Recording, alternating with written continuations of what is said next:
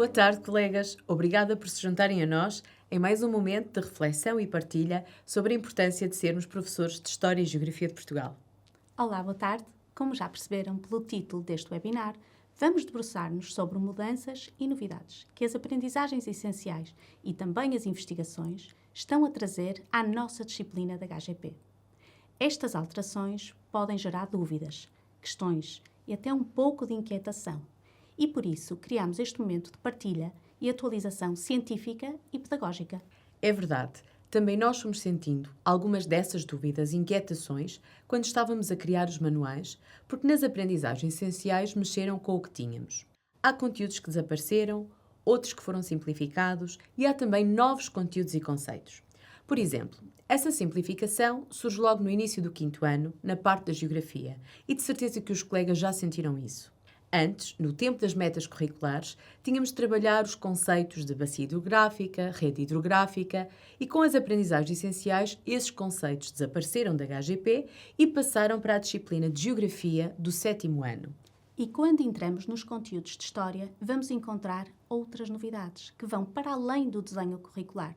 Por exemplo, as novidades científicas.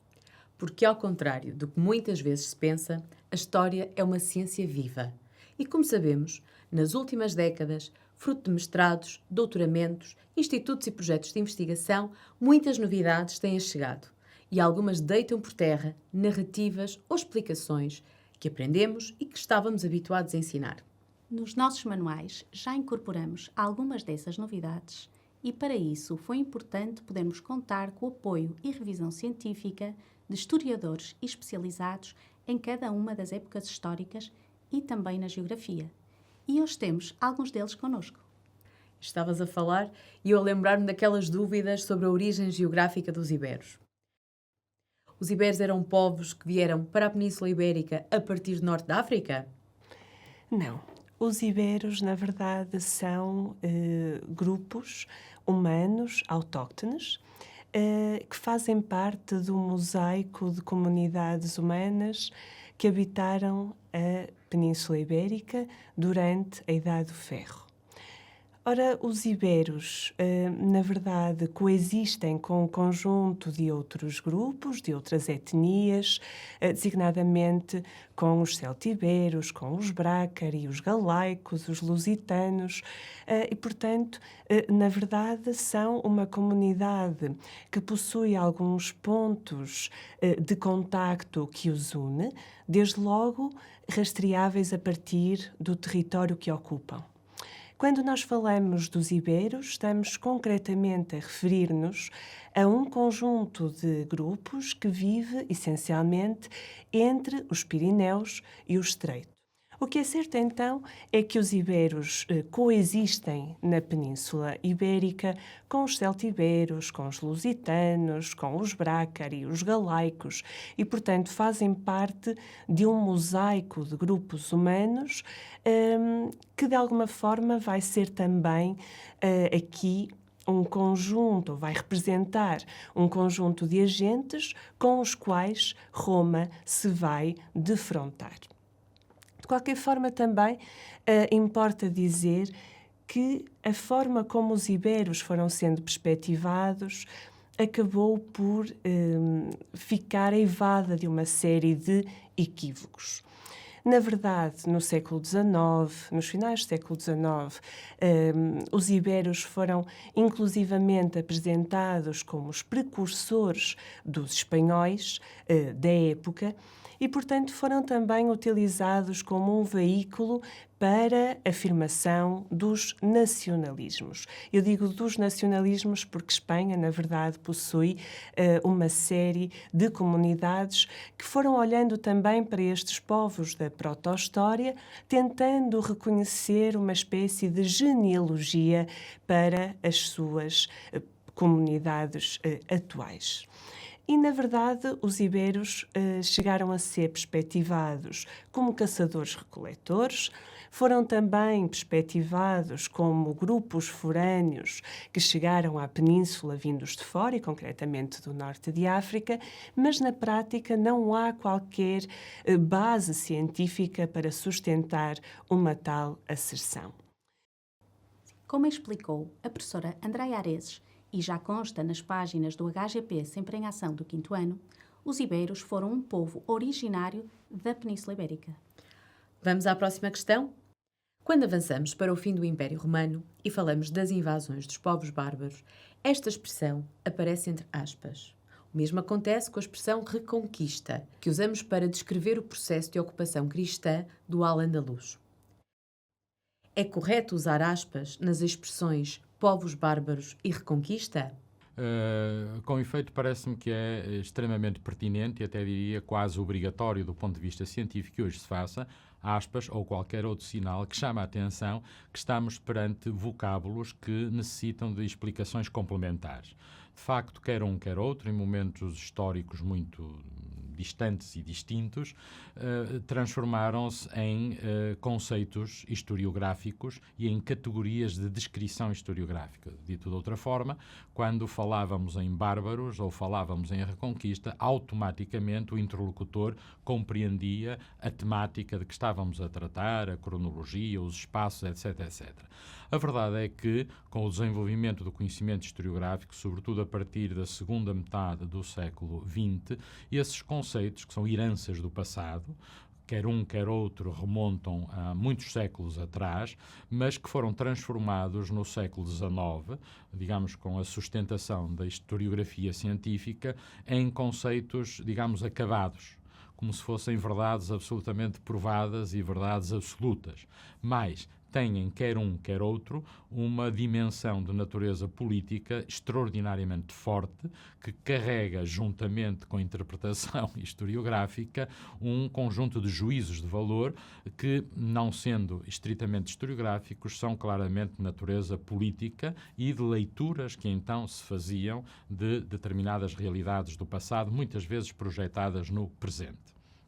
Ora, hoje em dia, se por um lado não podemos negar os inexcedíveis serviços que palavras, que conceitos como esses e outros serviram do ponto de vista do desenvolvimento do estudo historiográfico, convém hoje precisar com rigor o que é que queremos dizer com um e com outro, mesmo que o continuemos a utilizar.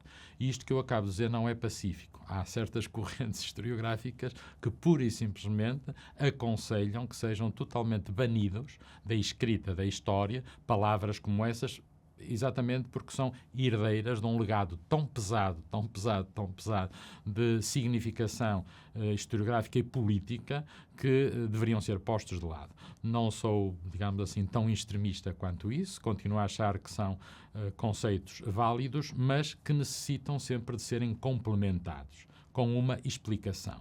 E a primeira de todas, que do ponto de vista historiográfico é muito relevante, é dizer, sobretudo no que respeita à reconquista, que não é um termo nascido e forjado no tempo em relação ao qual ele é atribuído.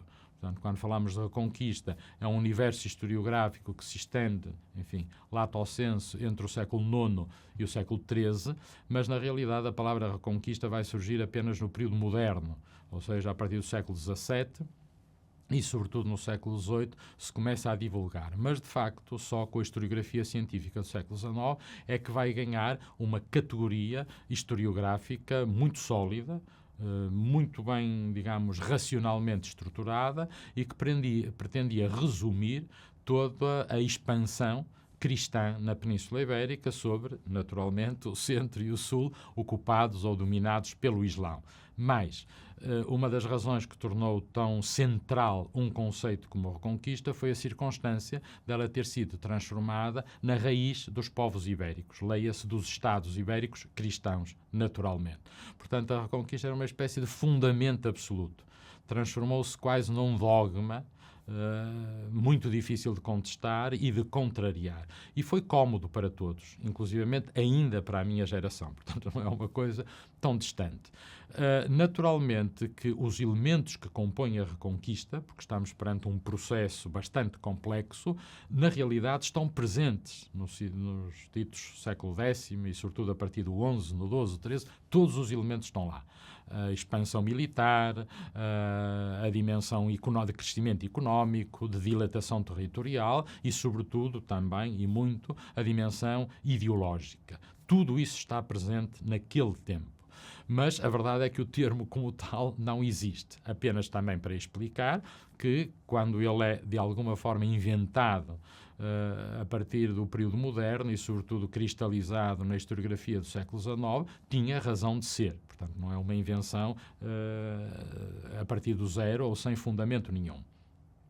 Mas a verdade é que, a partir do século XIX, quer os bárbaros, quer a Reconquista, como digo, do mesmo modo ou em paralelo com a sua definição científica, ganharam uma carga política extraordinariamente poderosa e influente.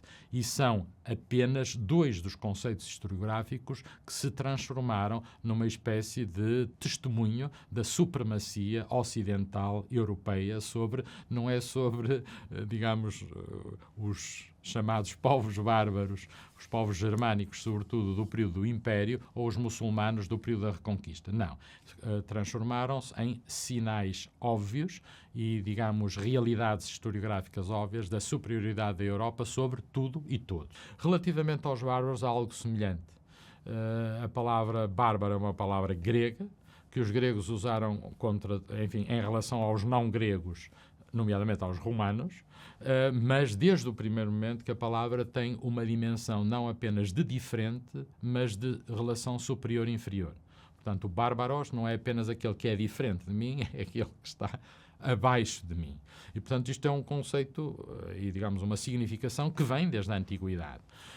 Naturalmente que, ao longo dos séculos, esta palavra, depois de ter sido importada por Roma, latinizou-se e chegou a todas as línguas romances, como é evidente.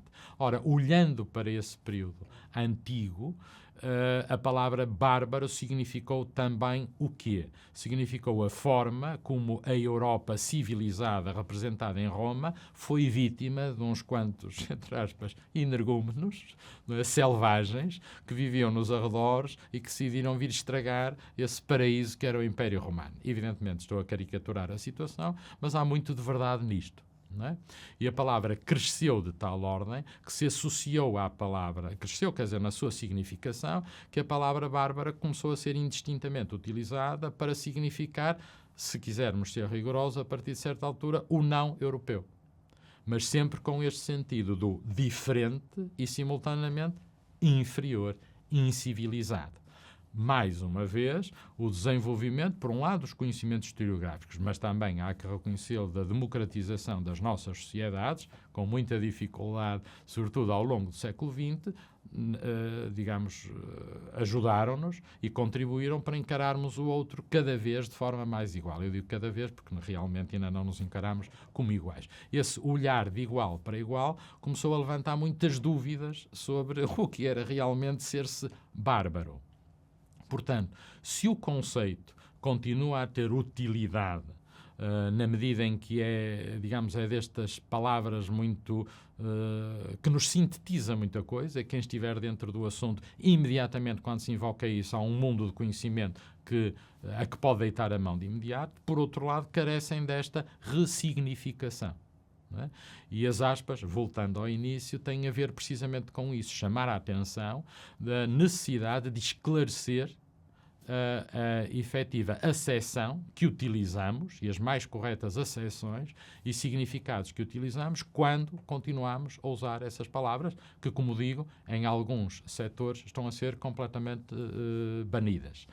Creio que é talvez algo exagerado. O que nós necessitamos é, naturalmente, de reciclar conceitos e perceber a operacionalidade que esses conceitos têm à luz do que são os novos conhecimentos e a nossa sensibilidade, não é? A história é uma ciência, mas não se esgota como ciência. Ainda nesta página surge outra explicação interessante sobre a invasão muçulmana da Península Ibérica. Mais do que lutas e batalhas, os muçulmanos dominaram através de pactos e acordos com senhores cristãos. Vamos escutar o professor Luís Amaral?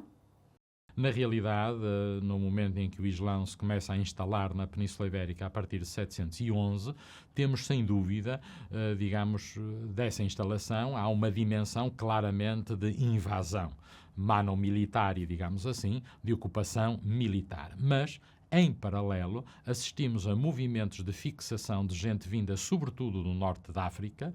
Este Islão a que nos referimos, muito mais que um Islão árabe, é um Islão norte-africano, é um Islão berber, que são movimentos claramente de migração, de deslocação de populações que vêm para novos territórios. Esta é a primeira realidade a considerar. Com o Islão em 711 acontece precisamente o mesmo. Aliás, a palavra islâmica, sendo correta, está longe de esgotar a própria realidade. O Islão, digamos, os poderes muçulmanos tinham-se fixado no norte da África em torno a 709, 710. Ora, 711 já estão a passar para a Península, aliás, em 710 fazem uma primeira incursão, em 711 passam. Não podemos esperar que em 2 anos estava tudo islamizado no norte da África. Mas o norte da África tinha uma tradição, uma fortíssima tradição cristã, profundamente cristianizada. O que quer dizer que entre os berberes que vêm para a Península Ibérica, certamente que vêm muitos que são cristãos.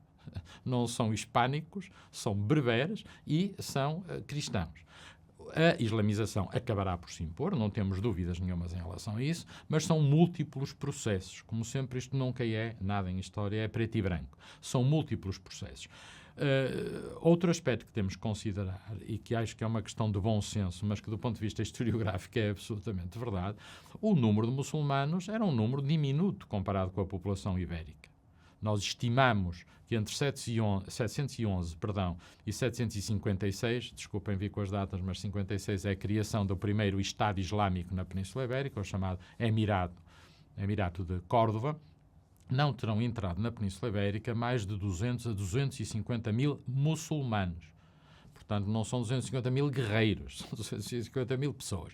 Ora, a população da Península Ibérica está estimada por essa altura à volta de 5 milhões de habitantes. Portanto, não podemos esperar, nem que fossem todos guerreiros, que iam conseguir controlar o território peninsular. Acresce ainda que o reino godo, que vai desaparecer, o reino dos visigodos de Toledo, estava profundamente fragmentado no seu interior. Aliás, ele cai tão rapidamente porque estava em processo de decomposição política.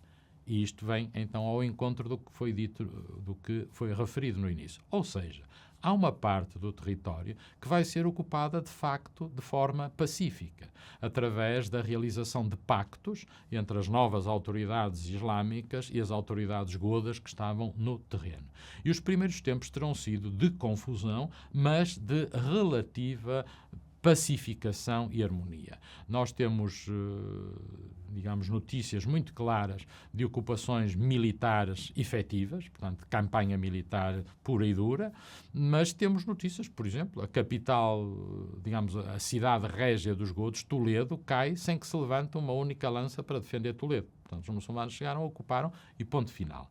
Também é verdade que os muçulmanos, apesar de terem atravessado a península de norte a sul, acabaram por começar a concentrar-se e a considerar como território de efetiva ocupação, digamos, todas as terras que ficam a sul da bacia hidrográfica de 2 grandes rios peninsulares, o Douro e o Ebro.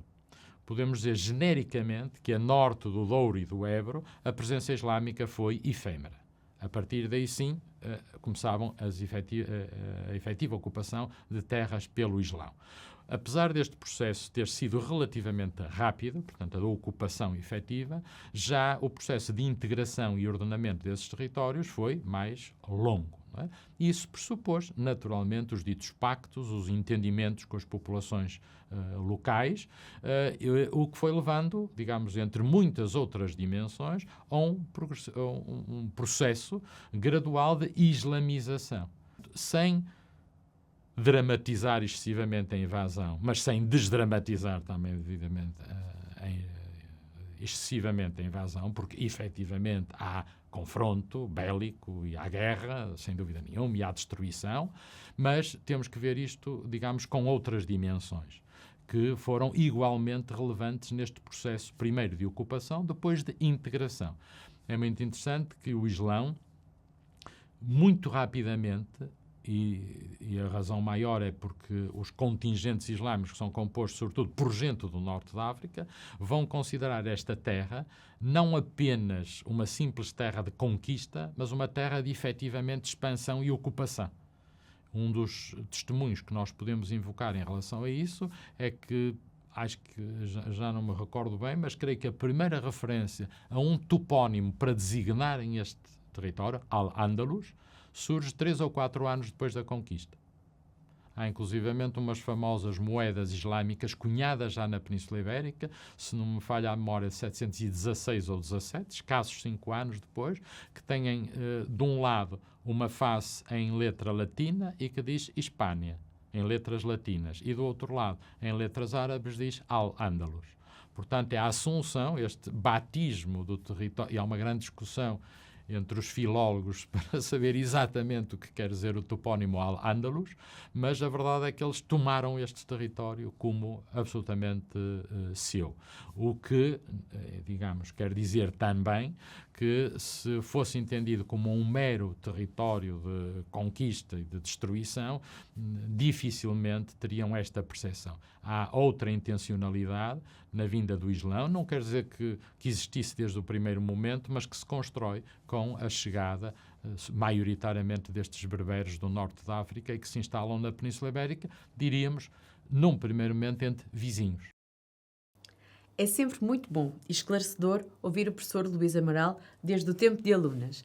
Continuamos na Idade Média e vamos agora concentrar-nos na aprendizagem essencial que pede para evidenciar o caráter decisivo da Batalha de Aljubarrota. Ora, sobre Aljubarrota já tanto se disse e escreveu. Será que ainda restam dúvidas? A tática do quadrado deu a vitória aos portugueses na Batalha de Aljubarrota. Então, a Batalha de Aljubarrota, que é uma das batalhas de maior importância da história portuguesa e até ibérica, está vulgarmente associada a 4 ideias que importa, de certa maneira, desfazer ou pelo menos matizar. Primeira ideia é que não se inventou um sistema tático militar novo em Aljubarrota. Ao contrário do que se diz habitualmente, que no Nova Espereira criou um sistema tático ad hoc para resolver a urgência de uma batalha que os portugueses desejavam travar. Na verdade, aquilo que acontece no campo militar de São Jorge em 14 de agosto de 1385 é a aplicação genial por parte de Nuno Álvares Pereira e dos seus auxiliares ingleses, que eram cerca de 800 e 900 num exército que tinha um potencial de aproximadamente 10 mil efetivos. A aplicação de um sistema que era um sistema criado pelos ingleses ao longo do século XIV às circunstâncias concretas do campo militar de São Jorge.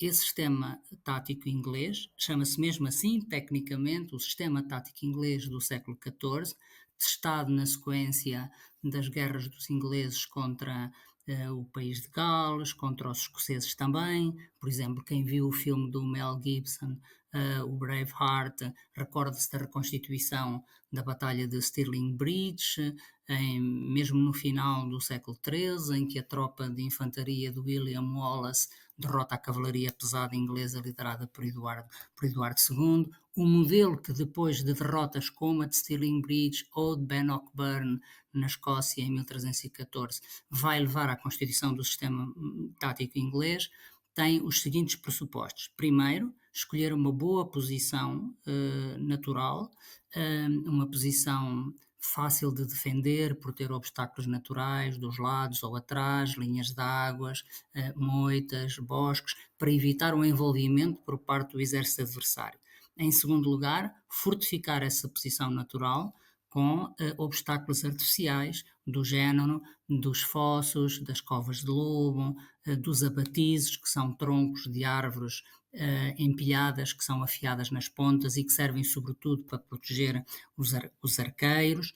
Em terceiro lugar, tirar o máximo partido da capacidade de tiro neurobalístico dos arqueiros.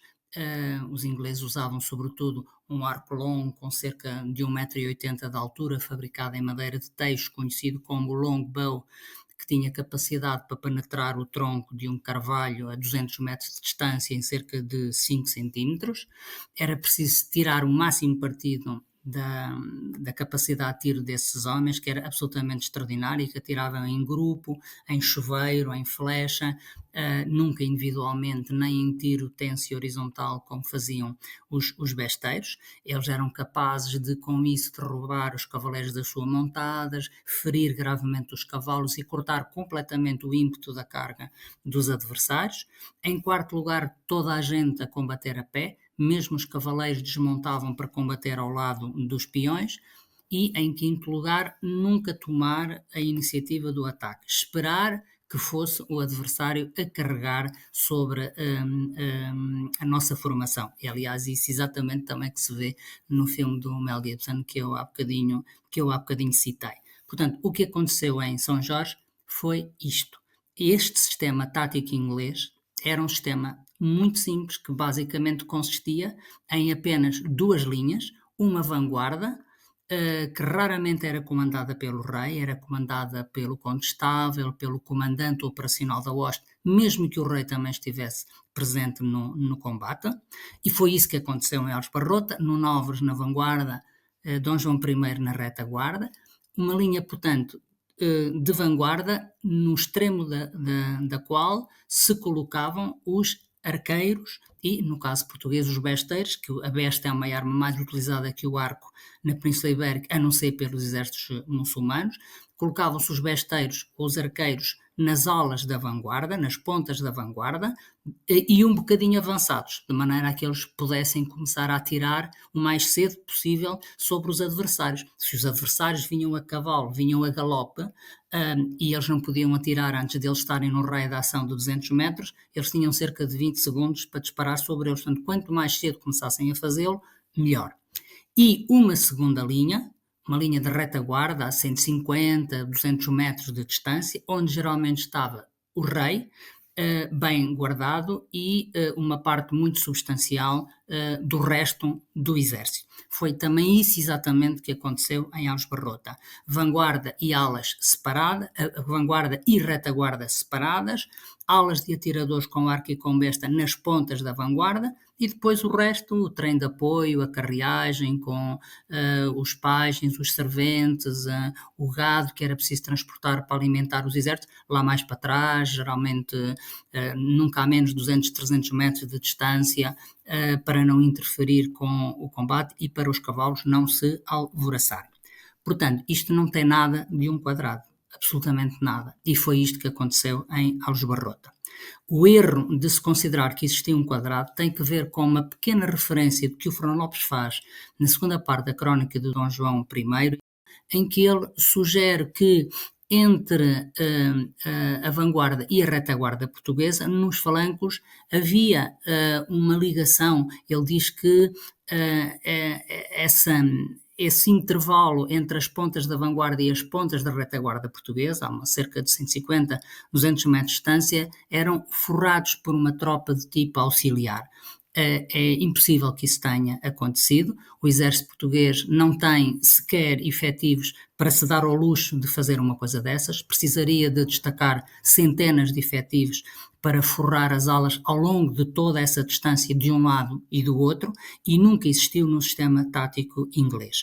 E aquilo que se vai assistir depois na hora do combate, não permite dar razão a Fernão Lopes, que era um homem de formação clerical, que não escreveu na altura da batalha. Ele escreve cerca de 30 anos, 40 anos depois da batalha, começa a trabalhar para o Dom Duarte cerca de 30 anos depois de Aljubarrota, mas ele até só vai escrever a segunda parte da crónica de Dom João I em 1443, não é? Portanto, quase 60 anos depois da batalha. Conheceu pessoas que lá estiveram, é certo, mas não era um expert dos assuntos militares, e a sua narrativa tem que ser lida com muita prudência, com muita cautela. Por exemplo, ele não faz a mínima referência às covas de lobo, aos fossos, pelo contrário, diz que todo o terreno era campina rasa. Visivelmente, o relato de Fernão Lopes não pode ser utilizado para reconstituir um modelo tático do combate, porque o objetivo do cronista é afirmar que ali se conseguiu o impossível, poucos vencerem a muitos, em circunstâncias quase olímpicas de igualdade de oportunidades para uns e para outros, fazendo recair a explicação sobre o desfecho da batalha em Deus. O que Fernão Lopes procura provar é que o resultado da batalha de Aljubarrota foi um ordálio divino, foi um juízo divino. Os portugueses só triunfaram porque tinham Deus do seu lado. Como vemos pelas palavras do professor João Gouveia Monteiro, a Batalha de Aljubarrota foi tão decisiva para a nacionalidade portuguesa que deu origem a muitos mitos e lendas. Também no nosso imaginário e narrativa aparece a conquista de Ceuta em 1415, a primeira conquista portuguesa fora do continente europeu. Mas será verdade que a conquista de Ceuta marca o arranque da expansão marítima portuguesa? As datas devem nos ajudar a compreender, digamos assim, a compartimentar o processo histórico para mais facilmente nós o compreendermos. Não devem ser olhados como um ano em que tudo vai mudar. Não há nada, digamos assim, de espontâneo. Nós temos de compreender que para trás há já alguns indícios e há já um processo e que Ceuta vai ser muito mais o culminar desse processo do que início de outro. Ou seja, a tomada de Ceuta é uma empresa militar, é acima de tudo uma conquista militar e nesse aspecto torna-se muito mais o culminar ou a continuação de um processo de reconquista. A necessidade de continuar a luta contra os infiéis, não é? Contra os muçulmanos, vai perdurar durante muito tempo. E Ceuta é precisamente, mais uma vez, essa continuação. É quase como o extravasar do processo de reconquista. É a continuação, é a ideia de um Algarve além mar. Portanto, não significa que em 1415 estamos, digamos assim, a definir uma empresa ultramarina, em que há uma consciência do que aí vem, há uma continuação deste processo. Obviamente que, a posteriori, essa ideia de expansão, em que há uma necessidade da tal cronologia e de identificarmos marcos, quando olhamos para uma conquista fora do território peninsular, então estamos a ver realmente é Ceuta que vai começar. Mas não pensamos que Ceuta é conquistado com a ideia de que vem aí um processo de expansão ultramarina. Nós temos, acima de tudo, um conjunto de indivíduos, de senhores, de nobres, que veem em Ceuta como uma conquista que lhes vai permitir obter o quê? Os títulos, o serem armados cavaleiros, a obtenção de rendas, a obtenção do reconhecimento régio.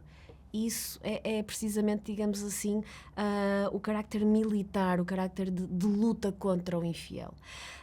Para além do mais, já anteriormente e ao longo de todo o século XIV, há inclusivamente bulas papais que continuam a ser emitidas no sentido de apelar aos reis peninsulares que mantenham a luta contra o infiel. Portanto, isto mantém-se. Nós não podemos achar que o processo de reconquista terminou de todo, ele vai continuar. Além do mais, esta ideia da luta contra o infiel vai permanecer durante muito tempo e vai ser mesmo a justificativa para a conquista de territórios que depois vão ser conquistados em África e mesmo a submissão de uma série de povos em nome desta luta, não é? Em nome desta luta contra os infiéis. Portanto, Ceuta acaba por ser assim, digamos assim, há um momento esta continuação e depois não esquecer que paralelamente, mesmo antes disto, nós temos continuamos a ter uma série de viagens de exploração, os mares em torno da costa africana e os mares de Marrocos eram mares que eram muito movimentados. Nós temos a ação de pescadores, de corsários. E quando olhamos mesmo até para a evolução da própria história da cartografia, nós temos mapas produzidos por genoveses, por catalães, que demonstram já a região das Canárias, a região da Madeira. E isto é anterior a Ceuta. Portanto, o que nós temos, digamos assim, é quase como uma data, um mecanismo operatório que nos permite, que nos ajuda. Então temos aqui algo de diferente que depois vai haver continuado, mas é uma construção a posteriori e não a priori. Como nos explicou a professora Sara Pinto, a conquista de Ceuta foi então a primeira conquista portuguesa fora da Europa, ainda numa lógica de saque e de cruzada contra os muçulmanos. Só as descobertas e conquistas seguintes abrem a oportunidade para a expansão marítima de Portugal. Mas no que toca a este conteúdo, as aprendizagens essenciais apresentam novas abordagens e colocam a perspectiva na importância dos movimentos migratórios, maior miscigenação étnica, a troca de ideias e de produtos, a submissão violenta de diversos povos e tráfico de seres humanos. Isto no que diz respeito ao 5º ano. No 6º, como o tema da expansão marítima continua, destacam-se os movimentos migratórios livres e forçados.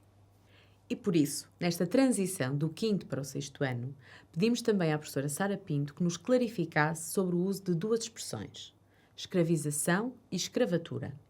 Será que querem dizer o mesmo?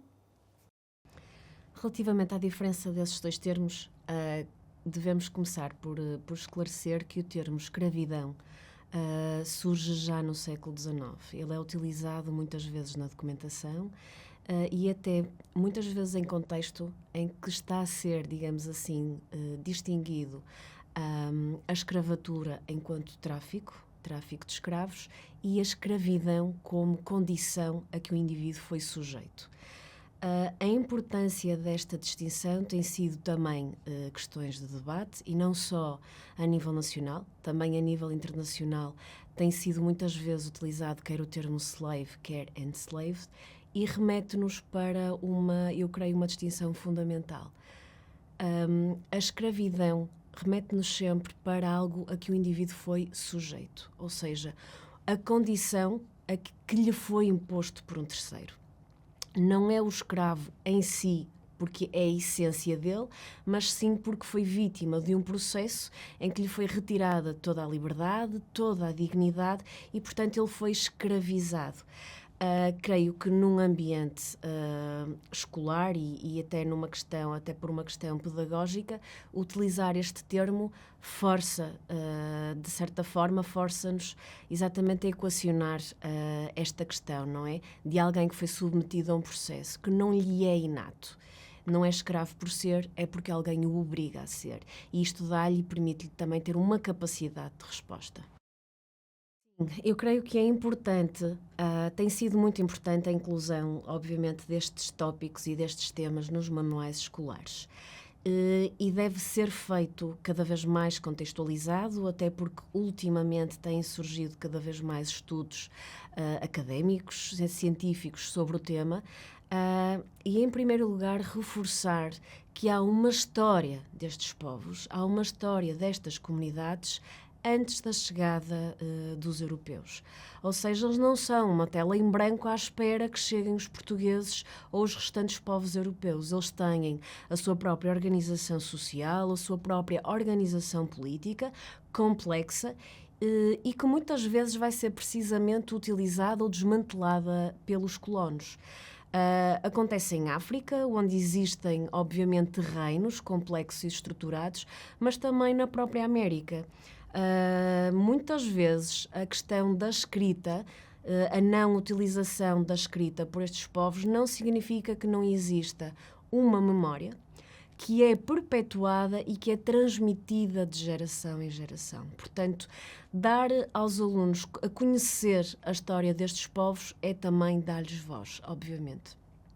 A segunda questão é não torná-los apenas vítimas. Eles tiveram uma capacidade de reação, eles tiveram resposta, eles tiveram resistência, adaptação e, portanto, respeitar a sua memória e, mais do que respeitar a memória, ser correto, digamos assim, com a história, é também reconhecer e dar-lhes voz nesses campos. Há momentos de, digamos assim, de rebelião. Há a criação dos próprios quilombos, portanto espaços que lhes permitem, digamos assim, manter os seus costumes, são momentos de reorganização destas próprias comunidades e, portanto, não esquecer que provavelmente incluir exatamente episódios de resistência é também dar-lhes agência e dar-lhes voz nesta história. Por último, talvez também falar da questão, obviamente, do tráfico e E não é demais reforçar que, por exemplo, de meados do século XVI até ao meados do século XIX, mais uma vez os estudos estão a ser feitos, os números estão sempre a ser revistos, mas podemos falar em mais de 5 milhões de pessoas que são arrancadas dos seus territórios em África e são transportadas à força para o Brasil. E não esquecer que isto vai ter repercussões fortíssimas, quer nos territórios de origem, porque são desestruturadas famílias, são desestruturadas comunidades, são desestruturados reinos, e isso vai ter repercussões não só na altura, mas obviamente ao longo tempo, mas também para quem os recebe. Se nós pensarmos como é que o Brasil é construído, é precisamente com toda esta gente, com as suas histórias, com as suas memórias, formas de viver, religião, formas de crença. E, portanto, se não compreendermos isto, e se não compreendermos que é um momento em que há violência, em que há trauma, não compreendemos a construção destas sociedades. A escravização e o tráfico negreiro eram dimensões da sociedade portuguesa que tinha ainda outras características, como nos mostra o professor Hugo Ribeiro da Silva. A sociedade era constituída por 3 ordens sociais: clero, nobreza e povo, e hierarquizada e com fraca mobilidade social. Essa frase é muito recorrente ainda em alguns manuais escolares, vai sendo repetida ano após ano e poucas vezes paramos para refletir sobre ela. Há uma dimensão, desde logo, que falta nessa frase, que é a dimensão cronológica. A falar da sociedade da época moderna no século XV, por exemplo, não é o mesmo que falar depois no século XVIII. Ou seja, a história significa transformação e, do ponto de vista social, assistimos também a transformações ao longo destes 3 ou 4 séculos, ou, se quisermos, desde a Idade Média até ao liberalismo, ao advento do liberalismo. Contudo, há um fundo de verdade nessa questão, que é baseada no enquadramento jurídico. Essa frase, essa expressão das 3 ordens é realmente verdadeira. A sociedade, juridicamente, constitucionalmente, para utilizar a expressão de António Manuel Espanha, estava dividida em 3 ordens. E, do ponto de vista geral, o que caracterizava as diferenças principais entre estas 3 ordens era que as 2 primeiras tinham o privilégio de não pagar impostos, taxas, de contribuir para o erário régio, noção que, aliás, surge durante este período, enquanto o povo, a generalidade da massa chamada o povo, tinha a obrigação de pagar impostos. Entre outras, obviamente, entre outras obrigações, do mesmo modo que o clero e a nobreza também tinham eles mesmos outras obrigações e outros privilégios advindos do sangue, no caso da nobreza, e no caso do clero, porque era uma ordem que obedecia a um terceiro poder, digamos, no sentido que era exterior ao próprio reino, que era a Santa Sé. E a um enquadramento ele mesmo jurídico diferente, que era o direito canónico, dito de uma forma mais simplificada. Contudo, no interior de cada uma destas ordens ou destes 3 estados, encontramos grandes diferenças. A nobreza, embora tenha, nomeadamente a nobreza de família, em que o título era herdado de geração em geração, nem sempre essa nobreza refletia, por exemplo, uma capacidade económica que encontramos em algumas famílias do chamado povo, que era uma riqueza advinda das rendas de grandes propriedades, quer depois com a expansão marítima, com os lucros dessa mesma expansão. No clero, por exemplo, dificilmente podemos comparar um cardeal ou um bispo com um elemento do clero paroquial. Isso não tem a ver necessariamente com o facto de um estar mais alto na hierarquia e o outro estar num patamar inferior. Não, tinha a ver, mais uma vez, com as possibilidades de carreira e do ponto de partida, ou seja, a origem familiar, a nascença, a família onde se nascia, era aqui também um fator essencial. Ou seja, falar de alto e baixo clero é também redutor, porque mesmo no seio do clero paroquial temos gente de origem económica ou social muito diversa. Mas é talvez no povo que vamos encontrar maior diversidade. falaram anteriormente da questão dos escravizados, pois a população negra, escrava ou não, nem sequer estava incluída neste grupo do povo. Mas temos outros, como as populações ciganas, que hoje a historiografia tem vindo a dar mais atenção. Ou seja, há alguns, nem neste enquadramento jurídico herdeiro da Idade Média, estão representados. No povo temos também o simples camponês e temos aquele que era proprietário de grandes terras. Por exemplo, temos o mercador urbano, temos o burocrata que faz os seus estudos na Universidade de Coimbra. Ou seja, uma grande variedade de situações que o enquadramento jurídico impossibilitava que se assistisse a mobilidade social, já que o conceito de classe social não existia, o que existia era o conceito de família, de sangue, que se herdava e que não é que resultava da transmissão de pais para filhos. Contudo, há aqui uma outra dimensão que eu não posso deixar de sublinhar, que é a dimensão cronológica, mais uma vez. É verdade que, sobretudo no século XVIII, começamos a assistir a um intensificar das transformações sociais. As cortes, por exemplo, onde se reuniam estes grupos sociais, não reúnem no século XVIII. Mas isso não significa, pelo contrário, que não estivessem a existir mudanças, profundas mudanças sociais. Há todo um grupo de pessoas, de famílias, de indivíduos que, graças à sua capacidade de ação económica, mas também de acesso ao ensino na Universidade de Coimbra, que sente que o enquadramento, no fundo, constitucional de divisão da sociedade nestas três ordens lhes impossibilitava essa mobilidade social e começam a estabelecer estratégias que procuram ultrapassar esse impedimento.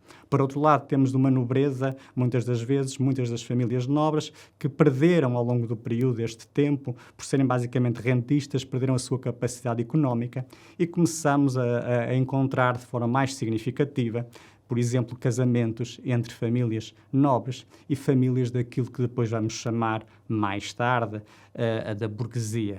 Ou seja, profundas, mas silenciosas e lentas transformações sociais, que não invalidam a frase que foi sendo dita, mas que, no fundo, só com o liberalismo é que, do ponto de vista constitucional e com a ideia de cidadão e de cidadania, é que toda essa ideia de mobilidade social e que todo o cidadão é igual perante a lei se vai consolidar perante a lei, refletindo a lei essas mudanças sociais que já estavam, no fundo, a ocorrer na sociedade portuguesa.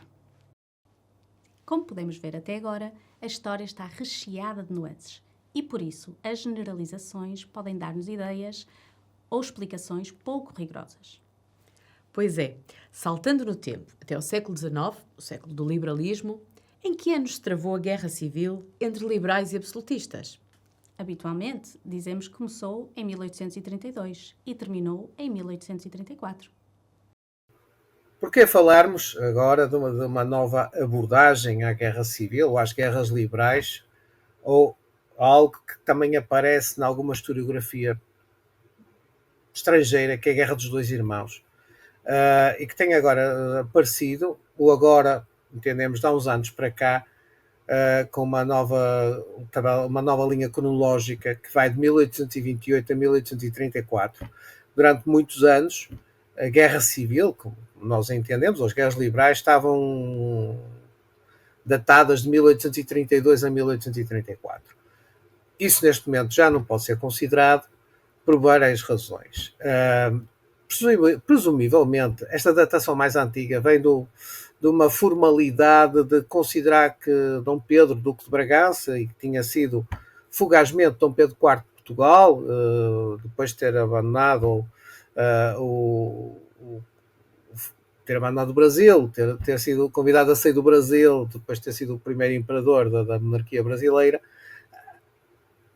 que se consideraria que a Guerra Civil só teria início a partir do desembarque do exército de Dom Pedro aqui ao norte do Porto, nas praias, não propriamente nem do Mindelo, nem da Arnosa de Pamplido, mas num espaço compreendido entre Mindelo e Vila Chã.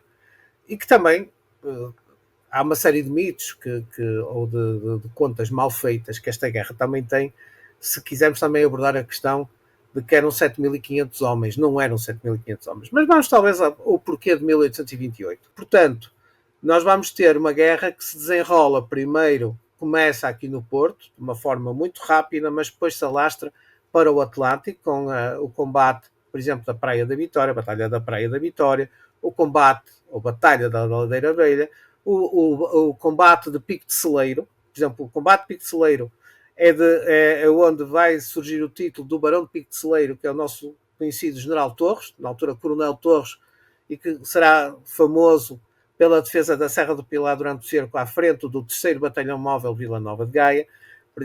Temos aqui uma série de figuras que vão buscar, de facto, os seus títulos antes e que são agraciados pelo seu Duque de Bragança, em nome da sua filha, Dona Maria II, com,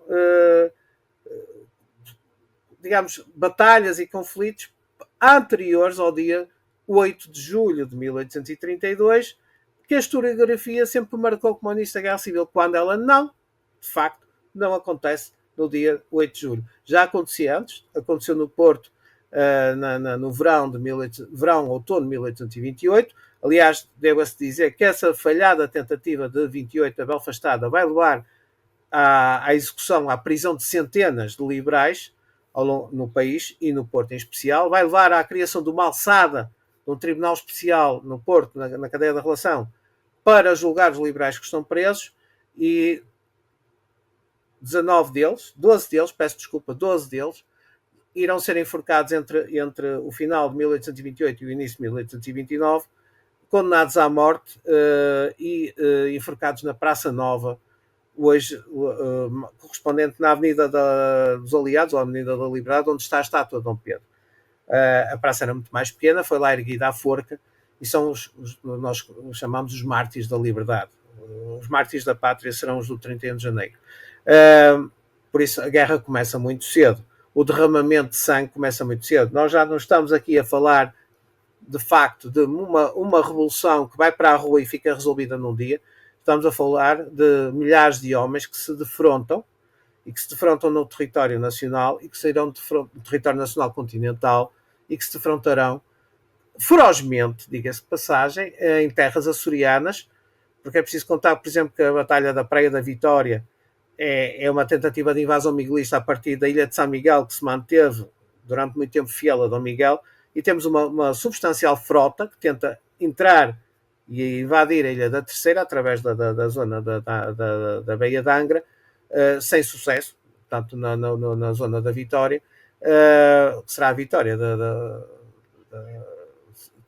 passará a ter esse nome, a nomenclatura da ilha, do local na Ilha da Terceira, e que poderia ter corrido muito mal para os liberais, também não fosse o tempo ter ajudado um bocadinho, o mau tempo, a que os botes carregados com tropas milícias, estamos a falar de cerca de 4.000, quase 5.000 homens que saem de São Miguel, portanto é um número substancial. Isto já não é uma revolta, isto já não é uma confrontação de baixa densidade, isto é guerra aberta, é guerra civil.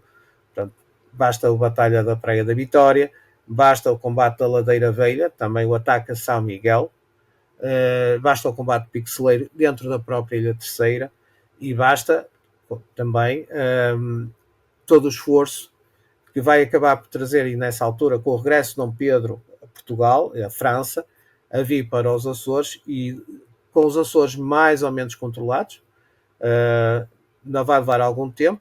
Há figuras que devem ser lembradas no contexto açoriano, como é o caso de Teotónio de Ornelas, e o papel dos soldados ou dos recrutas açorianos que são, digamos, engajados para reforçar as linhas ou os efetivos do Exército Expedicionário Liberal de Portugal, tendo em conta que não são 7.500 homens, mas sim 8.300. E permitam-me só, é que um dos momentos altos da Guerra Civil, de 28 a 34, é efetivamente o Cerco do Porto, entre 32 e 33. Mas há mais um ano de guerra que se desenrola em quase todo o país, com particular atenção à Zona Sul, a zona de Santarém, Beiras, Alentejo, parte do Alto Alentejo, mas também temos que ver a guerra a desenrolar-se no Minho, em Trás-os-Montes, porque quando as tropas de Dom Pedro conseguem romper o cerco do Porto, o país ainda está, na boa maioria, do lado de Dom Miguel. Portanto, há aqui que conquistar corações. Talvez o ponto de ruptura é, de facto, a expedição do Conde de Vila Flor, do da Terceira, que sai com 2.500 homens ainda durante o cerco. Em vez de atacar Lisboa, vai a Cacela Velha, no Algarve, desembarca perto de Monte Gordo. Talvez, inesperadamente, é uma força militar muito pequena, ligeira, que tenciona atacar Lisboa pelo lado sul, atravessando em Almada, mas é curioso que muita da documentação acaba por dar conta que há uma adesão de unidades e até de milícias realistas que abandonam o partido Dom Miguel, de alentejanos, que vão engrossar essa fileira do Duque da Terceira, agora Duque da Terceira, um título que lhe é dado para compensar ter perdido um pouco o comando no Porto, e Dom Pedro foi inteligente em o título Duque da Terceira, e acaba por entrar em Lisboa em 24 de julho de 1833. O que dá origem à avenida. A toponímia é extremamente importante. Para o caso da nossa Guerra Civil, há que ter atenção às toponímias que temos no Porto, temos em Lisboa, temos em Coimbra, temos em vários sítios, que recordam, de facto, uma guerra civil que nunca é agradável. Guerras civis são sempre mais tendencialmente a ser consideradas mais duras do que uma guerra convencional entre um inimigo estrangeiro e uma invasão a um território. Não, é entre irmãos. É por isso que os ingleses chamam The War of Two Brothers, a Guerra dos Dois Irmãos. Mas vai mobilizar cerca de 70 a 80 mil homens no seu total durante esse período. E vai deixar o país num estado do qual irá demorar muito a recuperar. Como vimos pelas palavras do professor Sérgio Veludo, a Belfastada foi o primeiro confronto entre liberais e absolutistas e aconteceu no Porto, em 1828. E mais novidades? Olha, uma novidade que vai agradar a todos, porque era um conteúdo enfadonho e que exigia algumas aulas, é que nas aprendizagens essenciais não aparece qualquer indicação à vida no campo e à vida na cidade no século XIX. Mas, por outro lado, no subdomínio do 25 de Abril, surge um conteúdo novo explicitado. Caracterizar o essencial do processo de democratização entre 1975 e 1982. E aqui queremos destacar os pontos essenciais a serem trabalhados com crianças de 11 anos. As primeiras eleições plurais e universais em 1975, a Constituição de 1976, a candidatura à Comunidade Económica Europeia, que implicou um esforço de democratização, e a primeira revisão constitucional, de 1982, que veio reforçar essa opção pelo caminho da pluralidade e da democracia. Resumindo, temos algumas mudanças que vão surgindo nas permanências do nosso currículo.